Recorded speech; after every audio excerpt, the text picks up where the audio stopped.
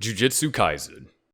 In Jujutsu Kaisen, the world is crawling with cursed spirits, or monsters born from negative emotions. The stronger the fear, anger, or hatred, the stronger the curse. And the worst part is that most people can't even see them unless their brain is wired to perceive them. Imagine getting eaten alive by some grotesque entity, feeling every bit of pain, but having no clue what's actually killing you. A more disturbing fate awaits you if you encounter truly powerful and sentient curses, like Mahito. His idle transfiguration doesn't just end your life, it allows him to reshape your very soul. You feel your body twist and warp in ways that defy nature, your conscience fully intact as you slowly transform into something horrifying. You wouldn't even get the mercy of screaming, as your last moments would be spent watching yourself become an unrecognizable blob of flesh, or just straight up die as your body mutates beyond comprehension. Sukuna's Malevolent Shrine is also a different kind of hell. Getting caught in his domain expansion means getting sliced apart from every direction at once, by countless invisible blades. You'd be dissected before you even realize what's happening, and Sukuna wouldn't even acknowledge your death. You'd just be another speck of dust on his road of destruction. Much like in the events of the Shibuya incident where Sukuna annihilated hundreds of people in mere moments. If you're unfortunate enough to encounter Jogo, well, if you ever want to know what it feels like to be inside a volcanic eruption, he's your guy. His flames don't just burn, they vaporize you, body and soul. Your last moments would be spent feeling your body literally evaporate and turn to ash by the flames. At least it'd be quick, unlike being slowly devoured by Hanami's plants, which would send you into a slow and agonizing route. His cursed plants would drain your life force bit by bit, while keeping you fully conscious as you're gradually consumed. No instant death, just the long, drawn-out process of feeling yourself wither away. In short, the only thing worse than dying in Jujutsu Kaisen is how you die. Berserk. In the world of Berserk, dying isn't the worst thing that can happen to you because it's just the beginning of your suffering. This isn't your typical medieval fantasy with chivalrous knights and noble kings. No, this is a world where demons roam freely, human lives are disposable, and just existing means you're one bad day away from being torn apart. If you run into an apostle, it's already too late. They might seem like just another rich noble or respective warlord at first, but then, boom, they morph into an unholy eldritch abomination that treats human bodies like snacks at a banquet. Your last moments will be filled with the horrifying realization that you never even mattered in the grand scheme of things. But hey, that's nothing compared to the Eclipse. If someone close to you decides to sacrifice you in exchange for power, then you're about to experience one of the worst deaths imaginable. You'll be trapped in an inescapable dimension where apostles will torture, mutilate, and devour you, and every second of agony will serve as nothing more than a stepping stone for your betrayer's rise to greatness. You'll die knowing that your suffering is just a necessary footnote in someone else's ambition. Even when you're not branded as a sacrificial pawn, you're not safe yet. If you have the misfortune of being accused of heresy, the best case scenario is a quick execution. But more likely, you'll be burned at the stake, flayed alive, or subjected to one of the Holy See's many creative torture devices. Because nothing says divine justice like watching your own skin peel off while an Inquisitor lectures you on morality. Then there are the trolls. If they drag you back to their cave, let's just say that death would be a mercy. They don't just eat people, they breed them. Women they capture are forced to give birth to more trolls before eventually being devoured. Even Emperor Ganishka's empire is an absolute horror show. Pregnant women are sacrificed to the man-made Beherit, where their bodies are used as nothing more than incubators for demonic Daka soldiers. The worst part is that the baby claws its way out of the mother's stomach, and once it's born, she's tossed aside like garbage. The world of Berserk is so brutal that it makes Jujutsu Kaisen and One Punch Man look like mildly unsafe summer camps. I mean, sure, those worlds are infested with cursed spirits and mysterious beings that both terrorize humanity, but at least those worlds have jujutsu sorcerers and the Hero Association to keep chaos somewhat in check. And most of the time, they actually win against these threats. Meanwhile, in Berserk, you're on your own. Demons roam freely, apostles treat humans like their personal buffet, and if you hoped for a cape hero to swoop in and save you, well, sorry to burst your bubbles, Guts is out there swinging his massive sword, but he's just one guy. He can't be everywhere at once. And even if he does show up, by the time he gets to you, You've probably already been eaten, sacrificed, or turned into nightmare fuel.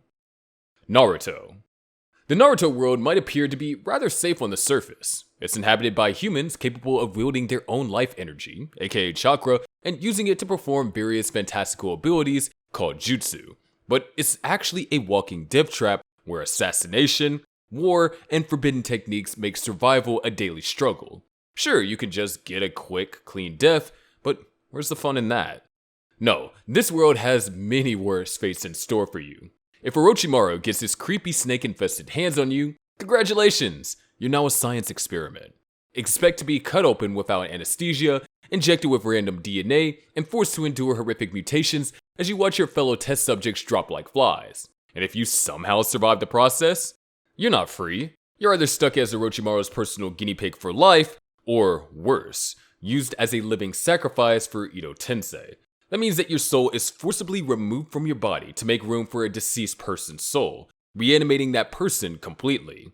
This process is described as an agonizing pain for the body hosting the new soul, as they feel every cell in their body burning until there's nothing but a corpse under the image of the transferred soul. In addition to Orochimaru and his twisted experiments, the tailed beast also posed a threat in this world. If Kurama or Shukaku decide to go on a rampage near you, it's game over. You're either instantly vaporized by a tailed beast bomb, or squashed like an ant underneath a claw the size of a building. You won't even have time to process what happened. You'll just be gone. In this ninja world, there are countless ways to meet your end thanks to its wild and diverse chakra power system. But if you had to pick one of the worst ways to go, Amaterasu takes the crown. Said to be the flames from hell, these black flames don't just burn you, they stick to you and don't stop until you're ash. Water won't save you, rolling on the ground won't help, and trying to pat them out won't do anything. Your only hope is to cut off the burning body part before it spreads, assuming you're even conscious enough to do that. And oh, let's not forget the Akatsuki. If you're unlucky enough to run into these guys, just accept your fate. Deidara will turn you into an art by blowing you up on a cellular level. Kisame will drown you in an inescapable water prison, and Itachi will trap you in a Geijinsu nightmare where you experience days of agony in a matter of seconds, before he even actually attacks you. The bottom line is, if you're an average citizen in the Naruto world, you don't stand a chance. Attack on Titan. Dying in Attack on Titan is like being a snack at an all-you-can-eat buffet, where the patrons are 50-foot-tall nightmares with the manners of a toddler. Inside the walls, you're a hair's breadth away from getting scooped up and crunched like a breadstick by a brainless Titan. If you're lucky, it's a quick chomp. If not, you get to take the horrifying acid bath in a Titan's stomach, surrounded by half-digested corpses until you dissolve into nothing. If you're in the Survey Corps, you basically signed up for the shortest career path imaginable. Your death options include, but are not limited to, getting stomped into a fine red paste, yeeted into oblivion by a Titan, or straight up being ripped apart limb by limb. Let's also include the gruesome scenario of becoming a Titan yourself, where you end up wandering around aimlessly, eating people against your will until someone finally puts you out of your misery with a blade to the nape. And if you think that being born outside Paradis Island is a free pass to safety, think again. The Rumbling is basically genocide at maximum volume, featuring an army of colossal titans designed to flatten everything in their path, particularly the world outside the walls of Paradis. Entire cities? Gone. Forests? Obliterated. Your survival chances? Negative. Whether you get crushed, burned alive from the heat radiating off the titans, or sent flying like a ragdoll from the sheer force of their movements, there's no escape. And you get to watch it all happen, seeing the entire world you knew erase before they finally step on you like an ant. Chainsaw Man. Death in Chainsaw Man isn't just about how you go out, it's about which nightmarish devil gets the honor of ruining your day. The world is crawling with devils, each representing humanity's worst fears, and none of them believe in quick, painless deaths. Even Pochita, the lovable chainsaw devil himself, could turn you into a fine red mist if he ever goes full devil mode. His chainsaws don't just slice, they rip, tear, and reduce you to something that resembles chunky salsa. And if he erases you completely, good luck getting anyone to remember you even existed. But hey, it's not so often Pochita goes on a rampage. You should watch out for Makima more. If the control devil decides you're inconvenient, you won't even get the dignity of a final moment. She can crush you from miles away just by saying your name or making a little hand gesture. 1 second you're standing, the next your entire body crumbles like a cheap aluminum can. No warning, no escape, just instant regret. And let's not forget the Gun Devil, aka Bullet Hell in its final form. If you're anywhere within its range during its rampage, then you're already dead. Imagine a hurricane of bullets, so fast it kills 1 million people in seconds. You wouldn't even have time to flinch before getting turned into a fine red mist. But at least that's quick. The Falling Devil? Oh, she makes death a gourmet experience. She'll drag you into an emotional downward spiral so intense that your own despair physically launches you into the sky until you're hurled straight through the gates of hell where things infinitely worse than her are just waiting to rip you apart. And if you think starving to death for eternity sounds fun, then you might enjoy the Eternity Devil's Nightmare realm. Imagine being trapped in a looping purgatory where time doesn't exist, your sanity slowly unraveling while a monstrous devil avatar hunts you down and in for the kill. There's no way out, just suffering on repeat until you give up. No matter which devil gets you, Chainsaw Man ensures that your death will be gruesome, horrific, and worst of all, painfully unfair. Your chances of survival in this world is about as good as a background character in a horror movie.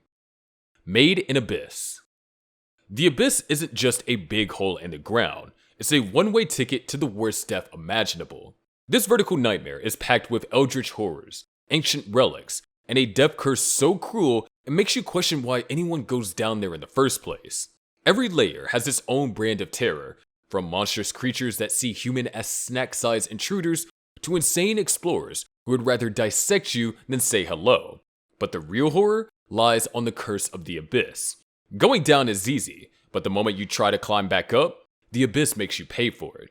At first, you'll feel sick and dizzy, but the deeper you go, the worse it gets. Your organs might burst, your skin can melt off, or if you're truly unlucky, you'll mutate into an unrecognizable, barely sentient creature. Some people survive the transformation, but let's be real, that's not living. It's just a slow, never-ending nightmare. And if the curse doesn't get you, something else will. There are creatures that digest you alive, hunters who turn humans into science projects, and ancient traps that kill you in ways you didn't even know were possible. Basically, unless you got plot armor, the Abyss is a one-way trip to suffering with zero chance of a happy ending. Deadman Wonderland. Deadman Wonderland is what happens when a prison warden looks at a theme park and thinks, you know what this needs? More executions. It's a hellhole disguised as an amusement park, where death is the main attraction and survival is the real game. Inmates don't just serve time, they fight for their lives every single day, all while wearing collars that slowly poison them. The only way to stay alive is to eat a special candy every 3 days. But surprise, surprise, you gotta pay for it with the prison's twisted currency, which means competing in sadistic life or death games that make a gladiator arena look like recess. And these aren't just some obstacle course shenanigans. These games are designed to maim, torture, and straight up execute contestants for the crowd's entertainment. We're talking about trap-laden obstacle courses, death races, and arenas where prisoners get impaled, electrocuted, or sliced in half just to give the audience a good show. Survive the lethal games, and you get rewarded with points to buy the poison-neutralizing candy and extend your life. Sweet! Now things become even crazier if you develop the ability to manipulate your blood. You'll be tagged as one of the Deadmen, prisoners with blood-based powers, and you get thrown into the Carnival Corpse where you're forced to fight with other Deadmen in brutal death matches. One wrong move, and you're crushed, dismembered, or painted across the walls in front of a cheering crowd who takes bets on who will win. The winner of the Carnival Corpse is granted 1 million points, a candy, and a trophy, and the loser, if still alive, is subjected to a whole new level of horror. Instead of a quick death, losers get strapped to a table and have a body part surgically removed as punishment. If you lose, a slot machine will decide what will be removed from your body. You're extremely lucky if the slot machine hits hair, but imagine if it hits kidneys, or right eye, or your stomach. And to make it worse, the body part removal is done without anesthetics involved, and the brutal operation is broadcast all over the prison for everyone to see.